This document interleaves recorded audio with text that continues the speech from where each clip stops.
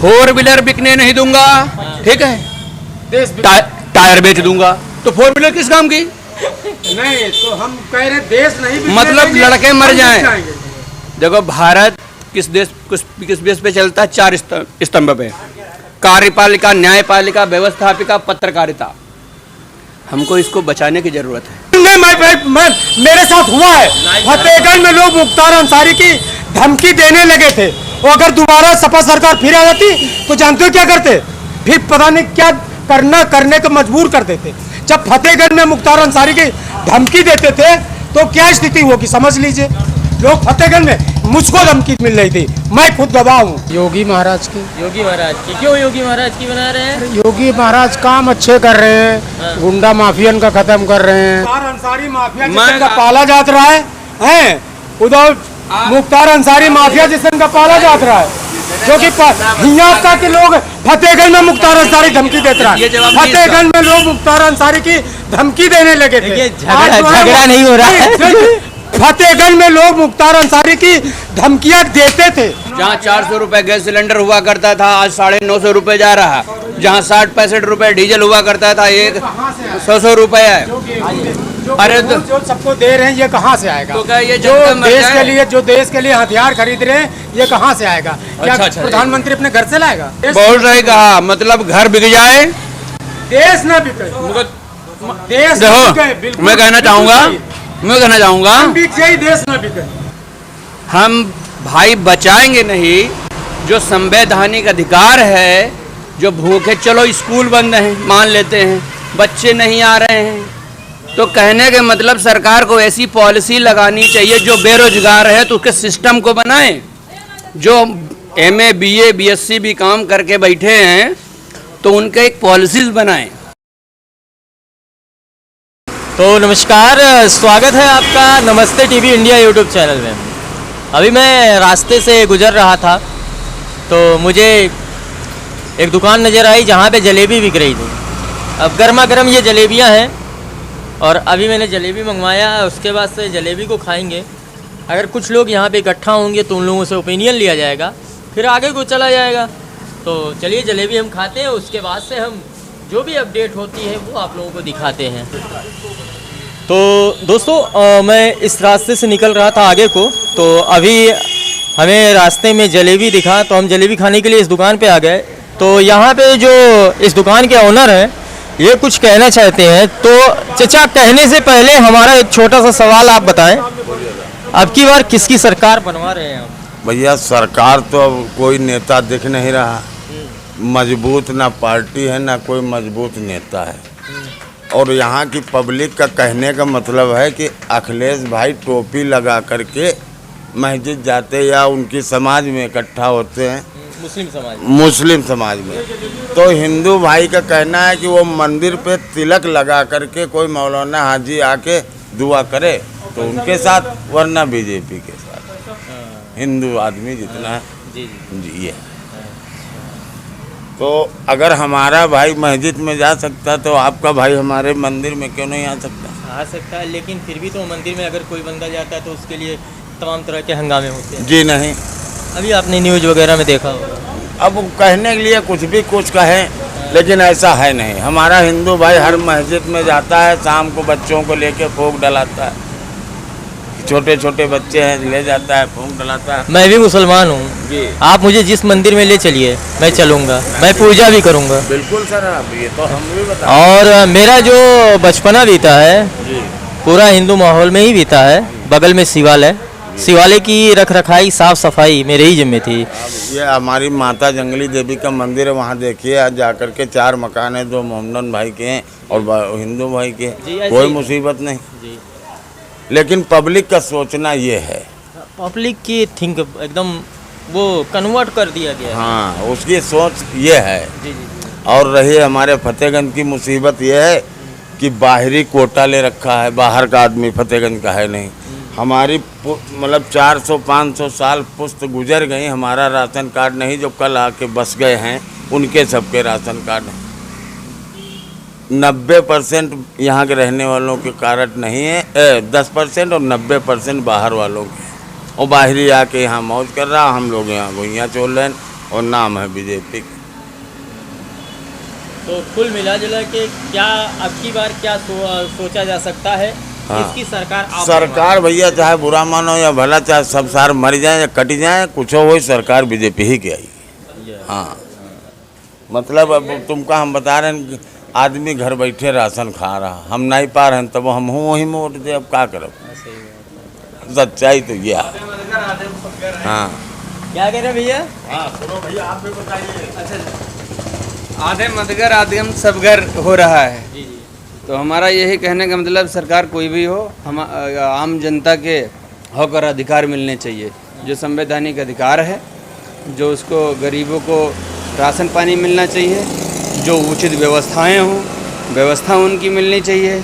गांव में इतनी बेरोजगारी फैली है, लोग आत्महत्या कर रहे हैं, लोग परेशान हो रहे हैं।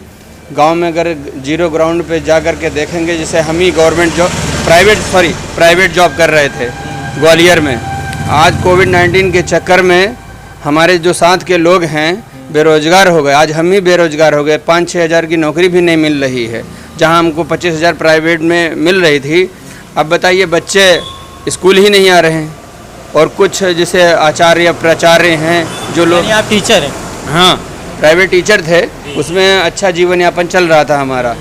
अब वो कोविड-19 के चक्कर में हमको स्कूल से निकाला गया, मतलब हम आ ही गए। निकाला क्या गया? उस समय बंद था, तो जो स्कूल की स्थितियाँ थी वो वेतन देने मतलब नहीं दे पाती ना। हाँ। कहाँ उनके पास कहाँ से आता इतना बजट कि आपका देती, मतलब इतने टीचर उन्होंने रखा है, उन टीचरों का कहाँ से वेतन दी? तो उन्होंने आपको हटाया नहीं, आपको निकलना आपकी मजबूरी थी, क्योंकि आपको वेतन नहीं मिलता। हाँ, तो वो एक्चुअली ये मजबूरी थी। तो मेरा यही कहने का मतलब है, सरकार को इतनी व्यवस्था ऐसी कर देनी चाहिए जो बेरोजगार हैं उनको रोजगार मिल सके। तो क्या योगी सरकार से आप खुश हैं? हमें योगी सरकार से, और रही बात खुश की बात अगर कहें तो हमारी व्यवस्थाओं को दें। हमारी जो बेरोजगारी बढ़ी है, हमारे युवा हैं, जो गांव के लोग हैं, जो दुकान के लोग हैं, जो 10-10 रुपये 50-50 रुपये के लिए तरस जाते हैं, तो ऐसी व्यवस्था योगी जी लाएं, ऐसी चीज़ लाएं जो जीरो ग्राउंड तक पहुँचे, लोगों तक पहुँचे। जो बेरोजगार लोग हैं, जो पढ़े लिखे MA BA हैं, तो ऐसी एक सिस्टम ला के दें कि उसमें गांव में भी जो लड़कियां हैं, लड़के हैं, उनको रोजगार मिल सके। ये हमारा मानना है। जो कुछ बच्चियां हैं, जो बच्चे हैं, मैं प्राइवेट ट्यूशन भी पढ़ाता हूं, जो फीस बच्चे नहीं दे पा रहे उनको मैं फ्री में पढ़ा रहा हूं। तो बहुत अच्छा काम कर रहे हैं। हाँ। कि आप फ्री में पढ़ा रहे हैं। देखिए, जो मजबूर हो, गरीब हो, उनकी सहायता तो आप एक टीचर हैं, आपको तो करना बहुत ही ज़रूरी है। आप नहीं करेंगे तो कोई और नहीं करेगा। तो क्योंकि शिक्षा अमूल्य है, उसका कोई मोल तो नहीं। मैं यही कहना चाहूँगा, क्योंकि देश में युवा जितना है, बच्चा जितना है, देश का भविष्य है, और वो देश का भविष्य है। कोई असहाय है, कोई बच्चा पैसा नहीं दे पा रहा है, तो उनको मैं फ्री पढ़ाने का प्रयास करता हूँ। तो मेरा सरकार से यही गुजारिश है कि जीरो ग्राउंड पे जो बेरोजगार है उनकी एक लिस्ट बनाएं, एक मैनिफेस्टो बनाएं, जो उनको रोजगार मिले। जो बच्चे पढ़ नहीं पा रहे हैं, मैनिफेस्टो तो हिंदू मुसलमान का बन रहा है।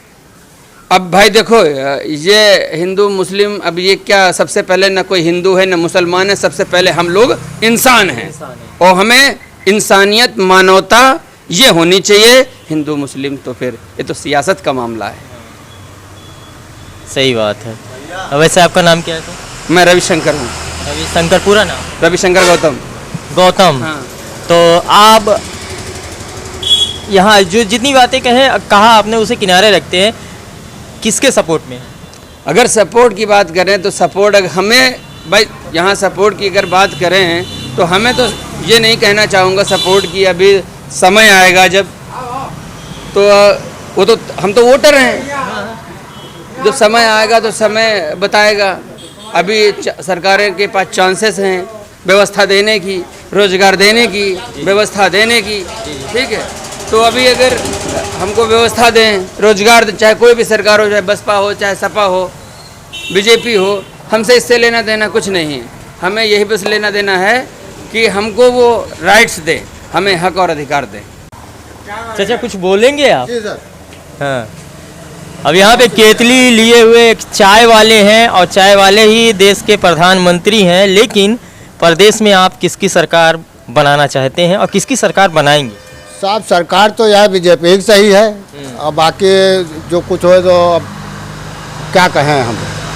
वही अनाज दे रही, वही दिया रही, न भूखन मर जाते रहे। हम तो केतली ले घूम रहे हैं, चाय बेच रहे हैं, इसी का सहारा कर रहे हैं साहब। और साहब यही एक सहारा है जी। और लॉकडाउन में वही अनाज दिया, वही खाए हैं, और क्या कह सकते हैं साहब। कोई छेड़ नहीं सकत है जब तक योगी जिंदा है।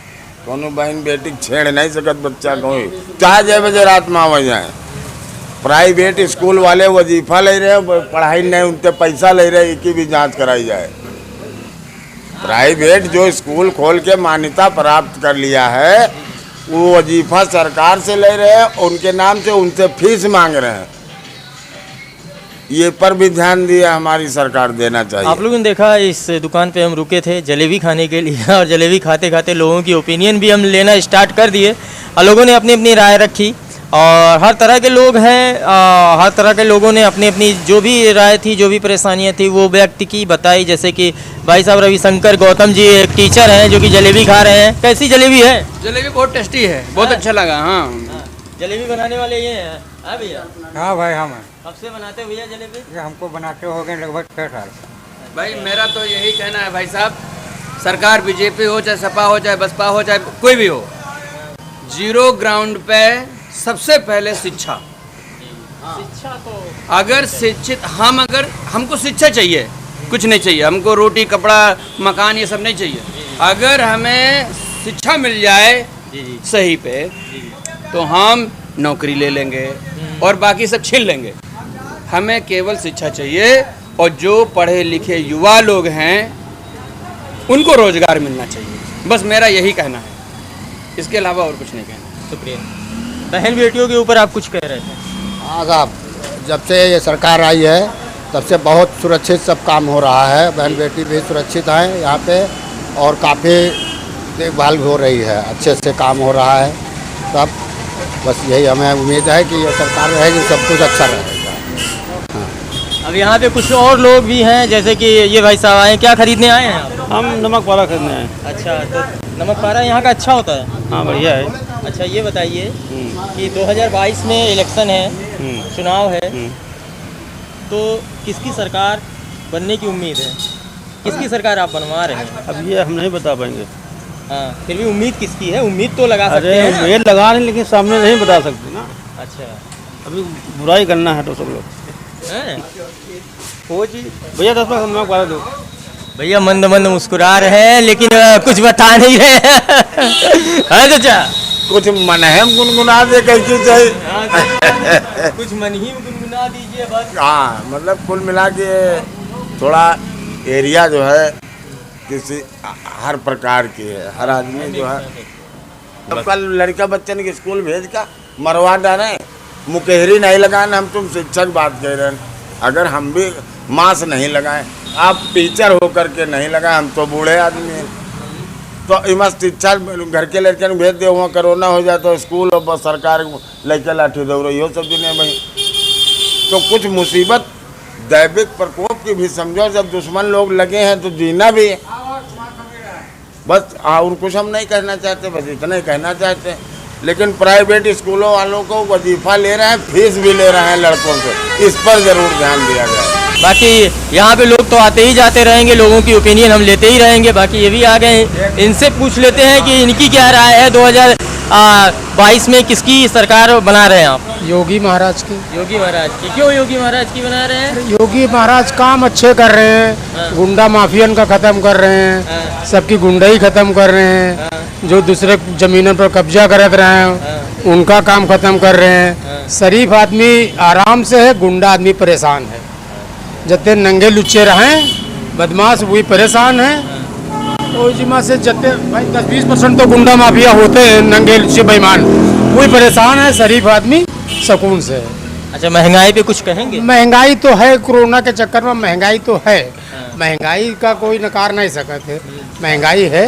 जो चीज़ सच्चाई है, जनता तो खैर परेशान है, इसलिए कोरोना के जो इधर वाल जो रहा उससे थोड़ा लाश में चली गई। महंगाई है, भैया मेरे जो कोरोना जहाँ 400 रुपए गैस सिलेंडर हुआ करता था आज 950 रुपए जा रहा। जहाँ 60-65 रुपए डीजल हुआ करता था एक 100 रुपए है। अरे तो जो सबको दे रहे हैं ये कहाँ से आएगा? तो क्या ये जो जनता मर देश जाए? के लिए जो देश के लिए हथियार खरीद रहे हैं ये कहाँ से आएगा? क्या अच्छा, प्रधानमंत्री अपने घर से लाएगा? ये बताओ, जो देश के लिए हथियार खरीद रहे हैं ये प्रधानमंत्री अपने घर से लाएगा या तालिबान का गुलाम बनाएगा? या हमको जरूरत है हमारा द्वारे 4 लठैत बैठे हो, खर्चा हो तो हो, घर सुरक्षित रहा है। मतलब हम नमक रोटी खेबे लेकिन देश सुरक्षित रखबे, वो नहीं कि पता चला कि देश बहुत सही कहा, मतलब घर बिक जाए देश ना बिके, देश ना बिके, देखो बिल्कुल मैं कहना चाहूंगा बिक जाए, देश ना बिके, 4 व्हीलर बिकने नहीं दूंगा, ठीक है, देश बिके। टायर बेच दूंगा, तो 4 व्हीलर किस काम की? नहीं तो हम कह रहे देश नहीं बिकने मतलब देंगे, लड़के मर हम जाएं। बिक जाएंगे। देखो भारत किस बेस पे चलता है? 4 स्तंभ पे, कार्यपालिका, न्यायपालिका, व्यवस्थापिका, पत्रकारिता। हमको इसको बचाने की जरूरत है। हम भाई बचाएंगे नहीं जो संवैधानिक अधिकार है, जो भूखे, चलो स्कूल बंद हैं मान लेते हैं, बच्चे नहीं आ रहे हैं, तो कहने के मतलब सरकार को ऐसी पॉलिसी लगानी चाहिए जो बेरोजगार है तो उसके सिस्टम को बनाए।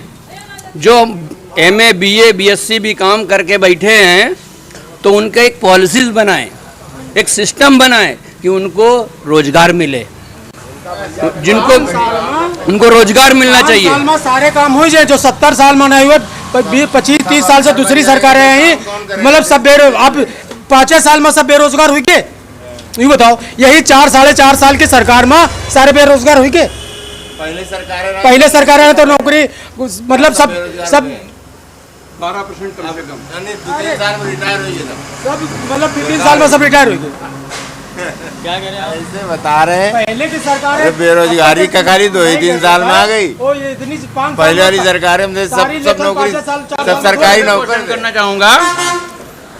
कोई बच्चा स्कूल जाता है तो बच्चा, आप ही बताइए भाई साहब, बच्चा पहली में जाएगा, जब एडमिशन पहली में कराएंगे तो वो 2 में जाएगा, 3 में जाएगा कि बताइए 1 में जाएगा? आप बताइए।